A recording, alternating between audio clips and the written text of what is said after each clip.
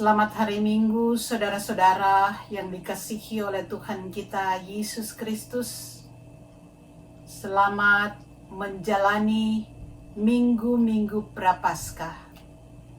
Dan kita siapkan hati kita untuk beribadah, memuji dan memuliakan akan kebesaran nama Tuhan.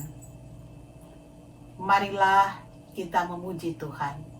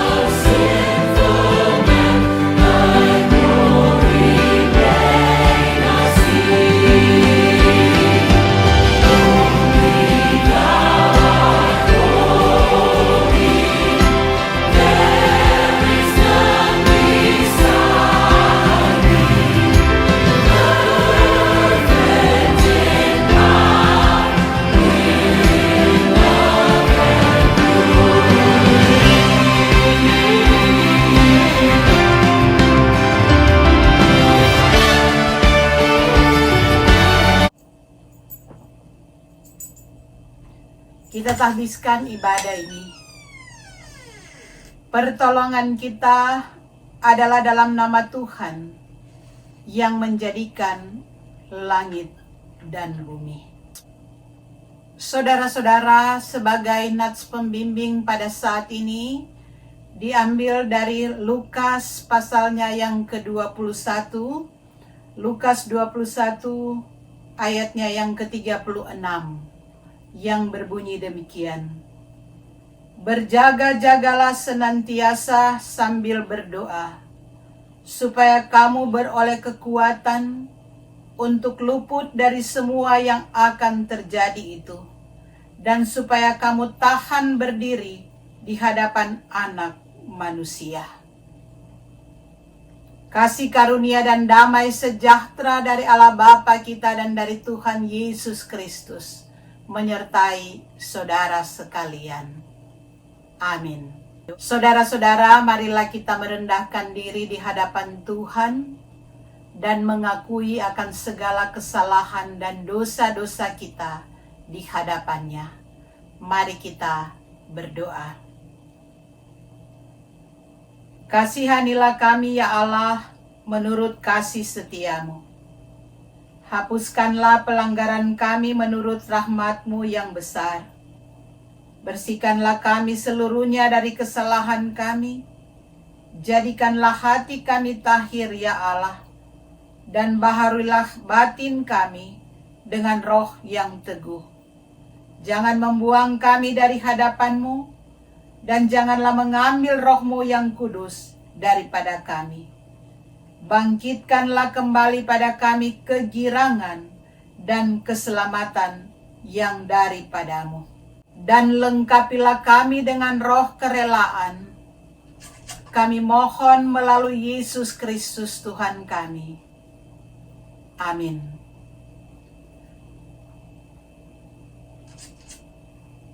Saudara-saudara, sebagai pelayan Yesus Kristus, kami memberitakan bahwa pengampunan dosa telah berlaku di dalam nama Allah Bapa, Anak, dan Roh Kudus. Amin. Marilah kita memuji Tuhan.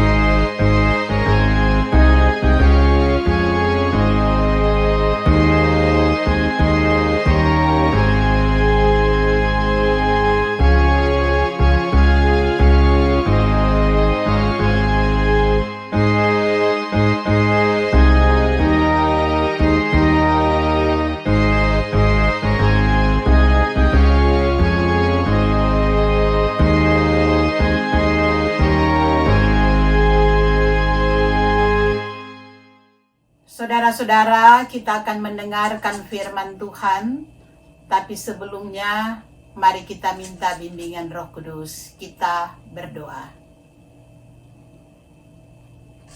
Bimbinglah kami ya Tuhan dengan firman dan Roh Kudus, sehingga dalam terang-Mu kami dapat melihat terang.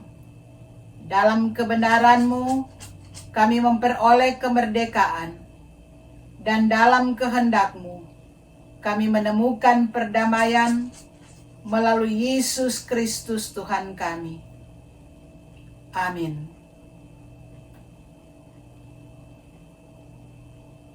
Saudara-saudara, pada saat ini kita akan membaca firman Tuhan yang diambil dari Lukas pasalnya yang ke-22 ayat 3 sampai dengan 6. Lukas 22 ayat 3 sampai 6.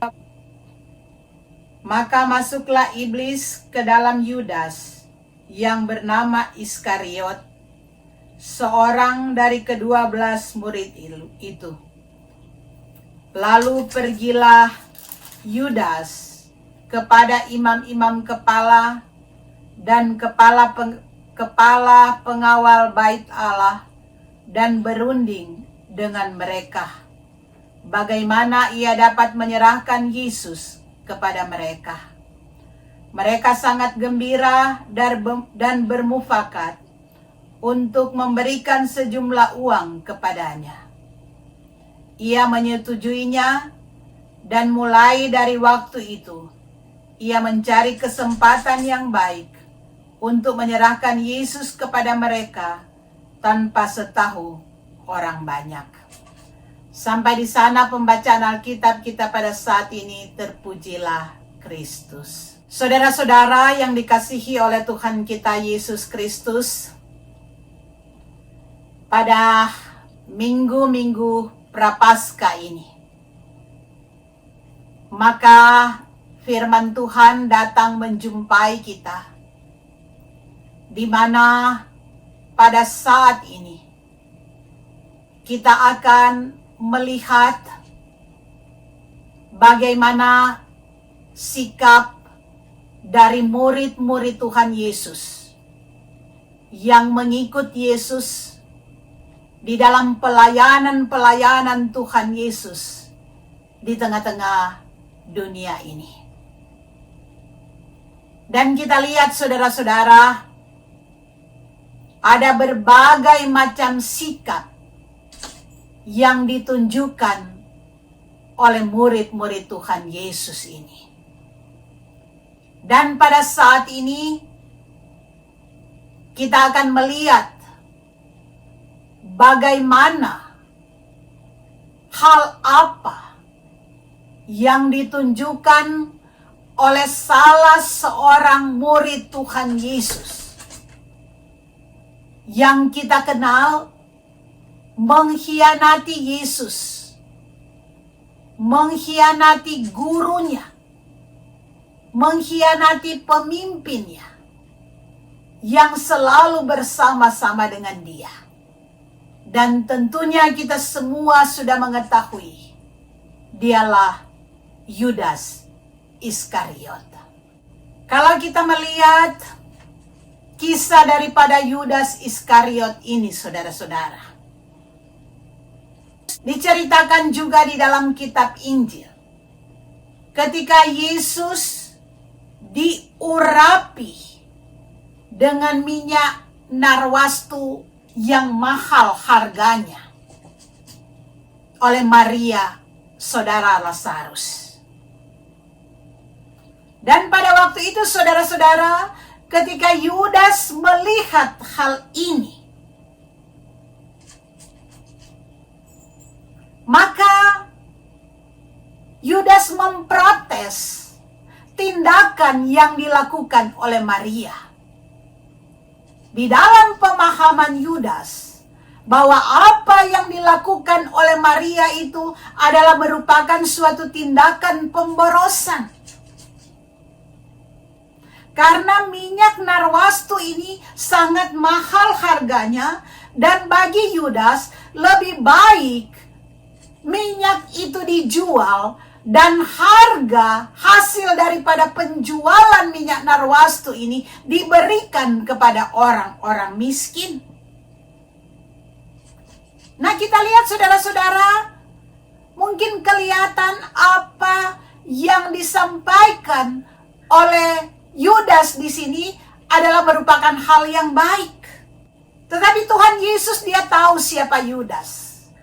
Dia tahu apa yang ada di dalam hati Yudas. Di mana segala sesuatu dilihat dari untung dan ruginya.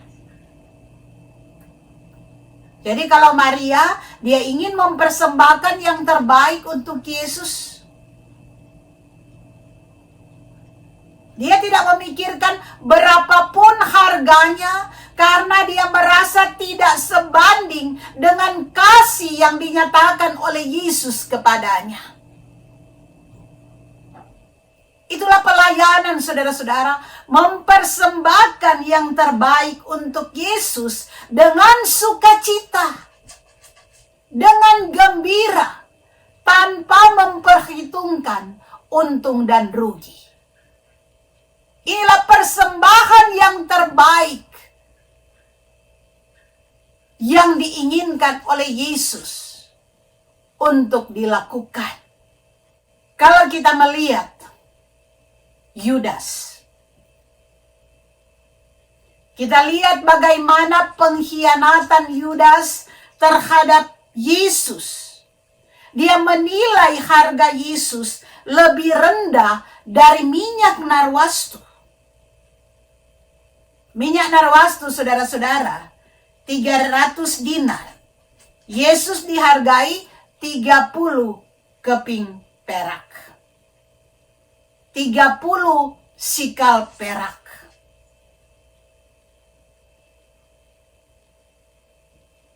30 sikal sama dengan 120 dinar. Upah kerja budak satu hari, kalau kita lihat di dalam Keluaran 21 ayat 32.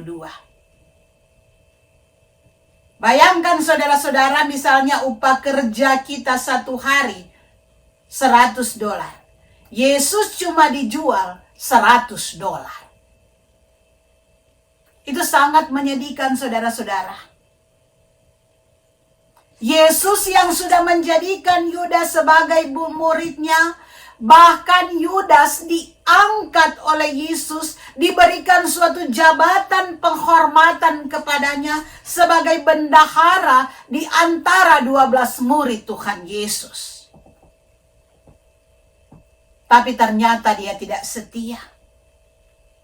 Dia berkhianat. Kita lihat Yudas, dia pandai bersilat lidah. Itu yang kita lihat. Jadi saudara-saudara, Yudas adalah murid Yesus yang selalu bersama-sama dengan Yesus. Sudah pasti saudara-saudara, karena dia selalu bersama-sama dengan Yesus. Dia banyak melihat bagaimana pelayanan Yesus. Yesus memberikan teladan yang baik kepadanya. Dia sudah banyak mendengar pengajaran-pengajaran Yesus yang diberikan oleh Yesus kepadanya. Tetapi saudara-saudara, walaupun dia sudah bersama-sama dengan Yesus, mendengar pengajaran-pengajaran Yesus, tetapi dia tidak bertumbuh, apalagi berbuah. Jadi saudara-saudara, di dalam perumpamaan penabur, Yudas ini bagaikan benih yang jatuh di tengah semak. Dia mengikut Yesus. Dia selalu ada ketika Yesus memberikan pengajaran-pengajaran tentang kebenaran. Sudah banyak yang dia dengar. Tapi benih kebenaran itu tidak masuk ke dalam hatinya, tidak tumbuh menjadi benih kebenaran dan tidak berbuah. Itu yang kita lihat dari Yudas. Sehingga saudara-saudara, walaupun dia sebagai murid Tuhan Yesus, dia menjadi orang yang tidak punya hati nurani. Dan memang ada penafsir yang mengatakan, dia menjual Yesus bukan karena uang, karena harganya murah. Tapi dikatakan Yudas kecewa terhadap Yesus, karena sebelum menjadi murid Yesus, dia adalah pembela kemerdekaan Israel melawan bangsa Romawi. Jadi katanya Yudas kecewa karena keinginannya tidak tercapai. Dia mau, saudara-saudara, Yesus harus melawan orang Romawi. Dia mau Yesus tidak pasrah. Dia mau Yesus menunjukkan kekuasaannya. Tapi ketika Yesus memilih jalan salib, Yudas menjadi kecewa. Sehingga dia menjual Yesus. Dia mengkhianati Yesus. Saudara-saudara, ini adalah merupakan contoh juga di dalam kehidupan kita. Terkadang kita ini juga menjadi seperti Yudas di dalam kehidupan ini. Ketika harapan-harapan kita, ketika keinginan-keinginan kita tidak terpenuhi, maka muncul kekecewaan di dalam diri kita, dan kekecewaan itu kita nampakkan di dalam sikap kita yang menyakitkan hati Tuhan. Yudas mengkhianati Yesus. Kadang-kadang juga juga ketika kekecewaan muncul di dalam diri kita, maka kita pun menjalankan kehidupan seperti Yudas yang mengkhianati Yesus dengan perbuatan-perbuatan kita yang menyakitkan hati Tuhan. Saudara-saudara, terkadang mulanya kita setia, tetapi pada akhirnya kita berkhianat. Kita melakukan hal-hal yang tidak benar, yang tidak baik, sebagai rasa protes kita atas kekecewaan yang kita rasakan. Kita menjadi orang-orang yang tidak setia. Setia menjalankan tugas-tugas dan tanggung jawab kita sebagai anak-anak Tuhan, sebagai gereja Tuhan yang dihadirkan oleh Tuhan di tengah-tengah dunia ini. Jadi saudara-saudara, mungkin kita tidak seperti Yudas yang menjual Yesus. Tetapi Yudas modern sekarang ini, berbagai macam hal yang dilakukan yang menyatakan ketidaksetiaan kita kepada Tuhan. Saudara-saudara, kisah Yudas mengingatkan kita, orang yang dianggap dekat dengan Tuhan bukan tidak mungkin berkhianat. Orang yang dianggap sebagai orang-orang yang kelihatan orang beriman bukan tidak mungkin berkhianat. Bukan tidak mungkin jatuh ke dalam godaan-godaan. Kita lihat Yudas, saudara-saudara, dia seorang rasul. Tapi demi uang dia mengkhianati Yesus. Kadang-kadang di dalam pemahaman-pemahaman kita katakan Yudas kalau meninggalkan Tuhan Yesus. Kita cuma bilang Yudas kalau meninggalkan iman kepada Yesus Kristus. Misalnya saudara-saudara, kita lihat ada saudara kita yang pindah ke seberang.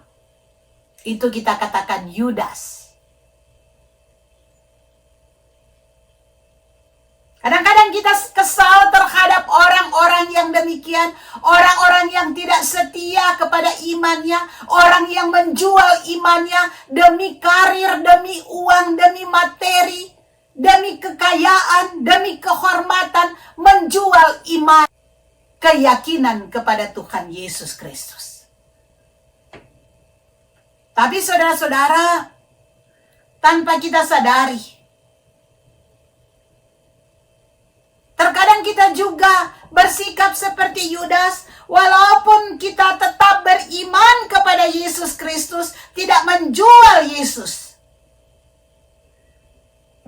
Tapi kita mengkhianati Yesus dengan perbuatan-perbuatan yang mengecewakan hati Tuhan. Mengkhianati, saudara-saudara, artinya perbuatan yang tidak setia. Karena itu saudara-saudara, pada minggu-minggu Prapaskah ini, firman Tuhan datang mengingatkan kita.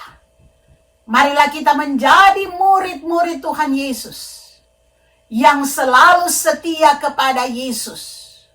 Walaupun terkadang apa yang kita harapkan tidak kita dapatkan, tetapi kita tetap setia dalam segala situasi dan kondisi.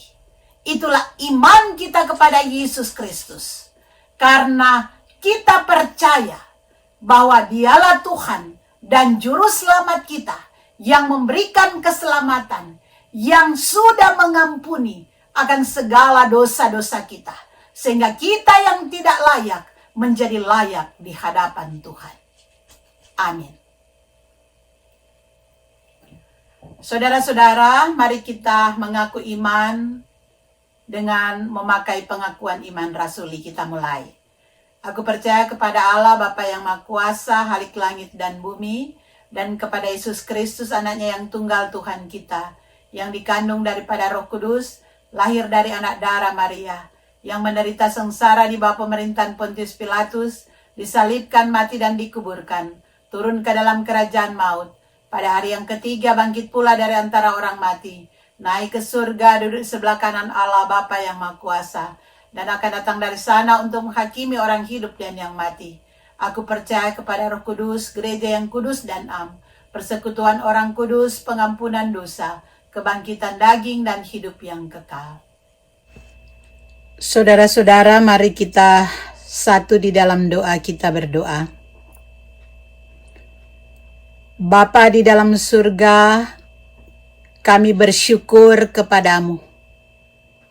Kami berterima kasih ya Tuhan, karena Engkau sungguh baik, selalu menjaga dan melindungi kami dari hari ke hari sampai pada saat ini.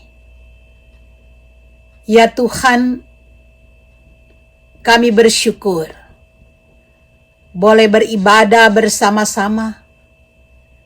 Karena itu ya Tuhan, biarlah kami akan senantiasa menjadi pelaku-pelaku firman, bukan hanya sebagai pendengar saja. Kami berdoa untuk semua yang boleh beribadah bersama-sama dimanapun berada. Tuhan selalu jaga, lindungi. Tuhan selalu memberkati kami, menolong kami. Tuhan selalu memberikan kekuatan kepada kami menghadapi segala pergumulan-pergumulan di tengah-tengah dunia ini. Kami berdoa Tuhan, Engkau selalu jaga, lindungi kami baik pribadi, rumah tangga, dalam kehidupan pekerjaan kami, dimanapun kami berada. Biarlah kami selalu setia dan taat hanya kepadamu. Kami berdoa untuk jemaat GPIB USA. Dimanapun kami saat ini berada Tuhan, kepada semua jemaat, Tuhan juga yang selalu memberkati kami, menolong kami, memberikan kesehatan kepada kami semua, memberikan kemampuan kepada kami dalam menjalankan tugas-tugas dan pekerjaan setiap hari. Berikan kesehatan kepada kami semua ya Tuhan. Di dalam kehidupan berumah tangga, Tuhan selalu menjaga kami, memelihara kami, memberikan kecukupan kepada kami. Kami berdoa ya Tuhan, bagi mereka yang saat ini berada dalam keadaan sakit, mungkin di antara kami yang beribadah dalam keadaan yang sakit, kelemahan tubuh, Tuhan jamah dan sembuhkan kami.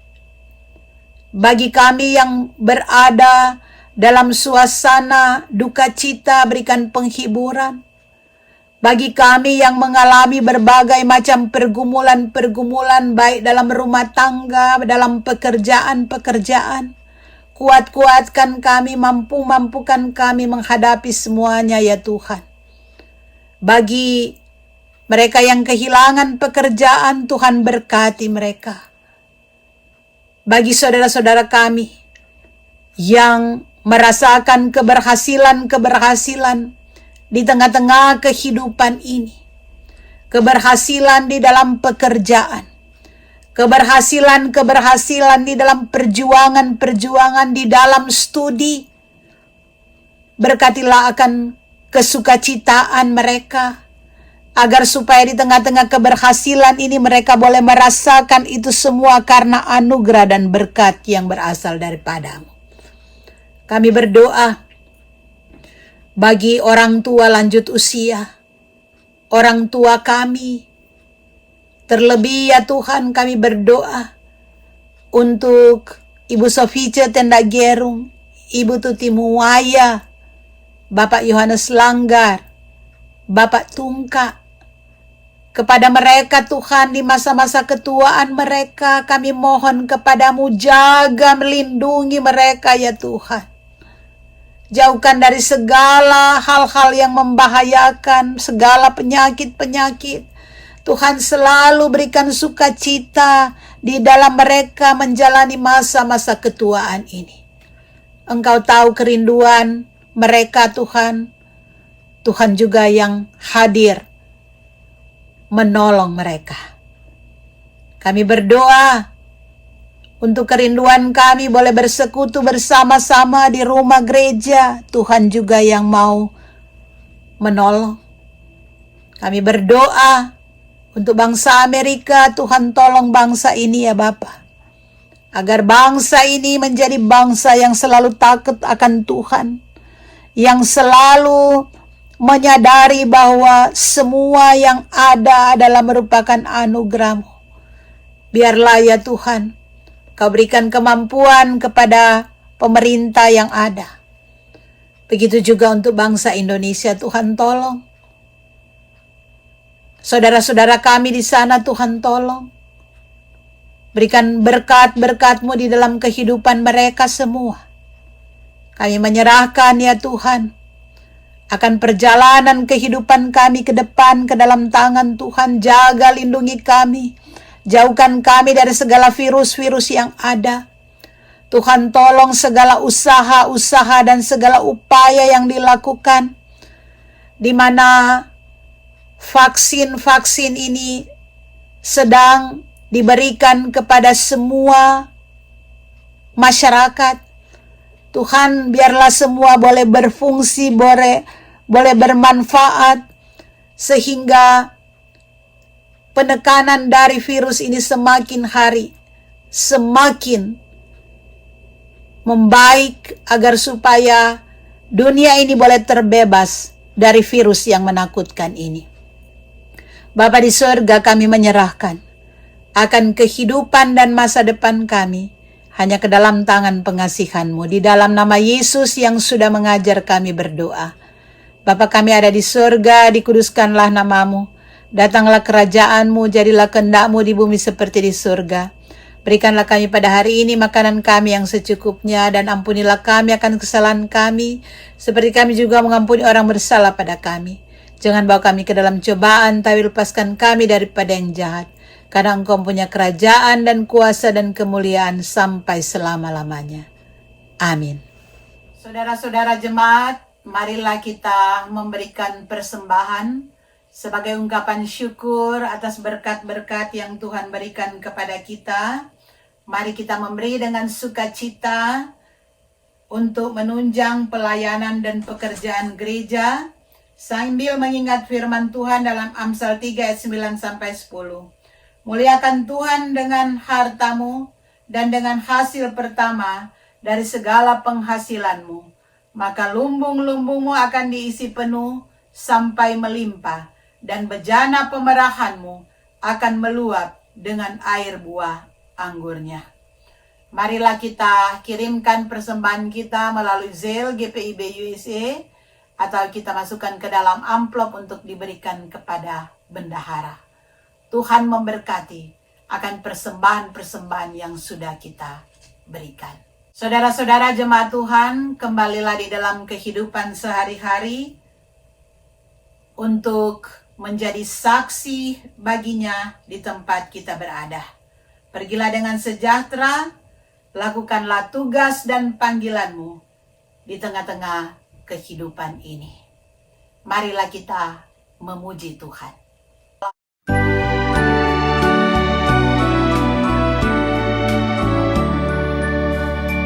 He